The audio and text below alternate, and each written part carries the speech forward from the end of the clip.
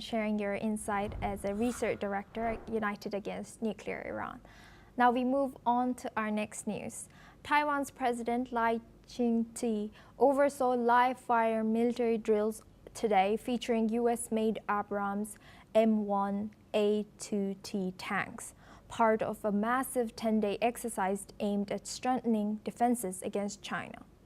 At a base in Susinshu country, Lai watched as tanks fired from both fixed and mobile positions, scoring 100% accuracy on stationary and moving targets according to the army. The drills, called Han Kuang, are longest in Taiwan's history and also include U.S.-supplied F-16V fighter jets, HIMARS missile systems, and unmanned stealth vehicles. President Lai said, quote, "When our military has greater strength, our people and region become safer." Let's listen into what the Taiwanese president had to say. 刚刚我亲自观看了 M1A2T 的战车的实弹射击，不管是打击能力或者是机动性，都非常的强大，不怪乎 M1A2T 战车会被誉为地表上战力最强的战车。今天看到你们的成果，我相信以你们实战演练的成果，一定可以让 M1A2T 战车在未来搭配无人机，或者是创新的战术战法，一定更可以落实国家的战略目标。 Taiwan has purchased 108 Abrams tanks from the U.S. for $1.45 billion, marking a major upgrade to its military. China, which claims the island as its own, dismissed the drills as a farce, but Taiwan's government maintains that its people overwhelmingly reject unification. Beijing continues to intensify pressure through military balloons and naval patrols, while the U.S., Taiwan's largest arms supplier, remains legally bound to treat any threat to the island as a matter of major concern. Let's listen into what Taiwanese commander had to say. 今年呢，这个成军的时间在这个目前这个换装营完成之后，它就会预计在下半年会成军。那部署会是按照我们现在的敌情威胁以及作战任务的需求，由作战区来实施。那我们会按照计划以及命。 Now we are joined by our guest Ross Feingold. He's a political analyst joining us live from Taipei. Thank you, Ross, for joining us today. Good to see you. Last time when we talked about this topic, you mentioned that the Taiwanese people or youth in particular are not very curious about the seriousness or this situation with this. Has it changed now? Is media covering it more there? Or can you tell us more about it? I think it's fair to say that within Taiwan society generally, there's a greater appreciation of the threat from China and specifically the threat of a possible invasion. However, that being said, we're still very, very far from a whole of society approach. The government of President Lai, they're encouraging a whole of society approach. They're encouraging initiatives to build resiliency, whether that's within the military itself, whether that's with food supply or energy supply. They certainly do talk about the word resiliency a lot. But if the question is whether or not society more broadly is truly prepared and willing to do what's necessary, I would say compared to other countries that face such a dire security threat, Taiwan still has much room for improvement. And Ross, how effective are these Han Kuang drills in boosting Taiwan's overall defense against a possible Chinese attack? Well, large-scale drills with live fire and involving different branches of Taiwan's military are certainly important, and they do drills throughout the year. This one just happens to be the largest one, so it gets a lot of media coverage.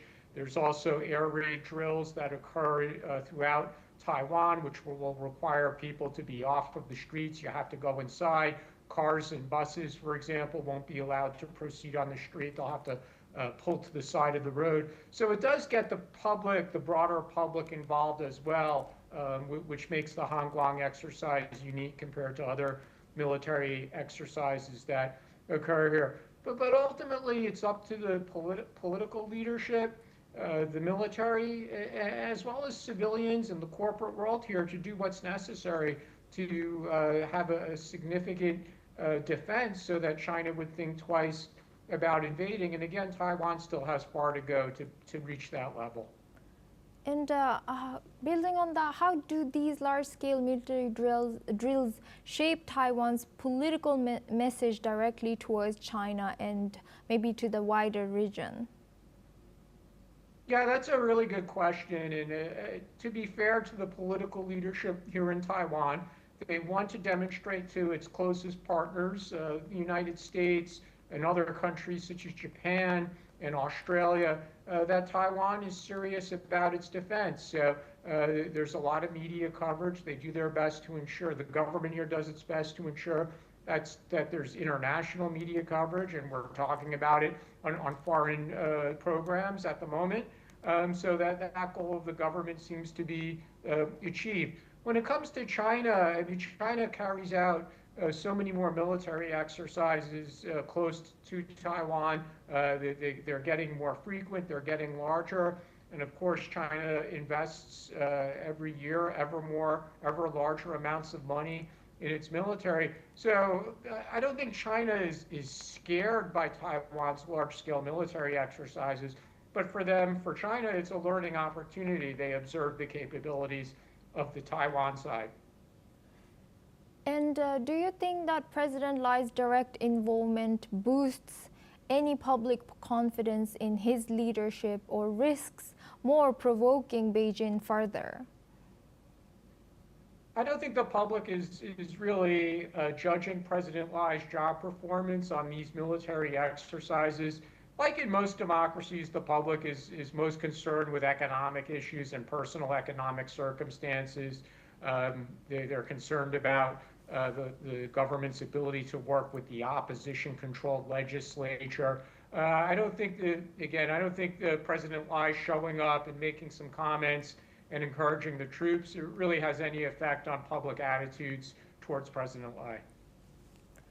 And Ross, now looking at broader picture and Taiwan purchasing some big equipments from U.S., how significant is the use of U.S. supplied Abrams tanks as well as F-16s and HIMARS for Taiwan's military readiness? What does this say about Taiwan's political strategy of relying on U.S. military support heavily?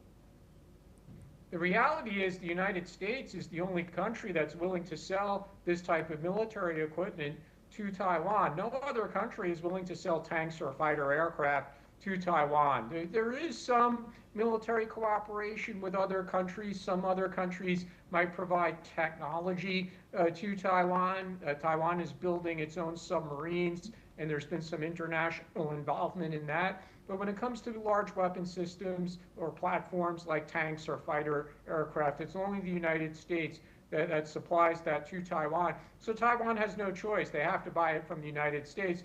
And there's already a lot of talk that during the coming months or years with President Trump back in office, that Taiwan is going to exceed the approximately $20 billion it spent on military equipment from the U.S. during the first Trump administration. So there's certainly a lot of talk that Taiwan will buy in excess of $20 billion of U.S. military equipment in the coming months and years. Building on your answer, does this show that Taiwan is moving towards greater self-reliance, or does it still heavily or continuously depend on American weapons and training? Yeah, although Taiwan is building its own submarines, the first one is undergoing sea trials, and depending on the success of the first one, then it might build additional submarines, but it takes a lot of money and a lot of time to build submarines. They do build some of their own ships for their navy. Some of their weapon systems and missiles are indigenous products. But for the most part, Taiwan still has to rely on the U.S.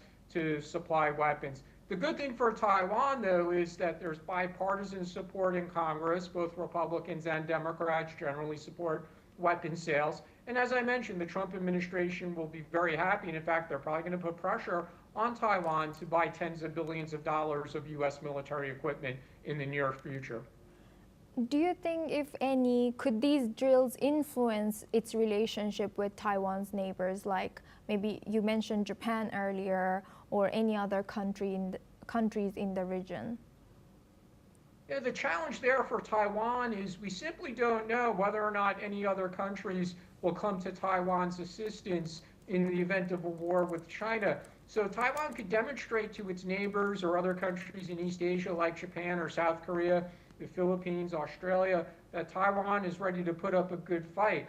But the assumption that most observers have is that it's highly likely the United States will come to Taiwan's aid. But beyond that, it really is a big question mark whether countries like Japan, South Korea, the Philippines, or Australia would be willing to come to Taiwan's aid, which basically means that those countries will be in a war with China as well. Are they willing to do that? Well, of course, it depends on the political leadership of those countries at the time that this occurs. So it's very hard to predict. We simply don't know the answer. And you kind of mentioned earlier that the people, the citizens in Taiwan didn't really judge President Lai's presence in this drill. Do these drills help strengthen President Lai's position domestically against opposition parties, if there are any other opposition parties? Well, at the moment, the opposition has a majority in the legislature, so relations between the executive branch and the legislative branch are very difficult. But again, when it comes to judging President Lai, I don't think the public here puts his leadership of the military, and he is commander-in-chief of the military, but I don't think they put his leadership of the military as one of their top priority issues when they judge President Lai. Again, they're looking at, the public here is looking more at economic issues, and like a lot of places around the world, there's the cost of living concerns, the ever-increasing cost of housing, for example. That's certainly really the priority issue for the public here. And now we looking at bigger picture, how is China likely to use these drills in its own political messaging or maybe propaganda, according to you? Well, we see the spokespeople of different Chinese government agencies, when they're asked about this, they obviously criticize it. They say it's part of the Democratic Progressive Party, which is the political party of President Lai. You know, they say it's just part of their plans to try and declare Taiwan independence, but the Chinese spokespeople always emphasize that any attempts at Taiwan independence are bound to fail because China is going to react with its military and put a stop to it. So for domestic consumption in China, certainly the Chinese government spokespeople will appeal to patriotism and emphasize that there would be a strong response to any moves by Taiwan to become formally independent. And Ross, lastly, could we see these large-scale exercises becoming more regular political tools for Taiwan? That's also a very good question. So Taiwan has smaller military exercises throughout the year, as any military would. But this large-scale exercise, they really only do it once a year. And this year, they've expanded the number of days from 5 to 10. They've increased the number of troops who are participating, and specifically the number of reservists who've been recalled to participate in this exercise. But whether or not Taiwan has the ability or the desire to do something at such a large scale multiple times per year, that's simply unknown at the moment. Thank you very much, Ross Feingold, for joining us today and sharing your insight.